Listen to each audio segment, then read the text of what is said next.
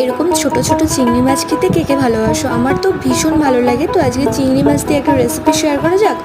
তো চিংড়ি মাছগুলো প্রথমে ভালো করে ভেজে নিলাম, তারপর মিষ্টি কুমড়ো ছোটো ছোটো করে আমি কেটে নিয়েছি ভালো করে ধুয়ে। তারপর এখানে রসুন লঙ্কা কেটে নিয়েছি, তারপর কড়াইতে তেল দিলাম, তেল গরম হয়ে গেছে, তারপর রসুন লঙ্কাগুলো দিয়ে হালকা লাল লাল করে ভেজে মিষ্টি কুমড়োগুলো আমি দিলাম। কেউ কিন্তু সবজিতে জল ব্যবহার করবে না, তাহলে কিন্তু স্বাদটা অন্যরকম হয়ে যাবে। তারপর এখানে হালকা লবণ দিলাম, লবণ তারপর হলুদ দিলাম, হলুদ দিয়ে লবণ হলুদ দিয়ে ভালো করে ভাজতে হবে।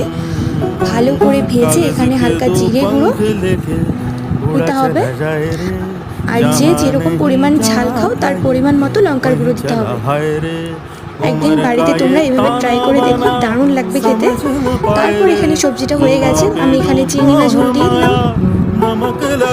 তারপর এখানে মিষ্টি কুমড়োটা মিষ্টি কম ছিল, তাই জন্য একটু চিনি ব্যবহার করেছি, তোমরা চাইলে নাও দিতে পারো।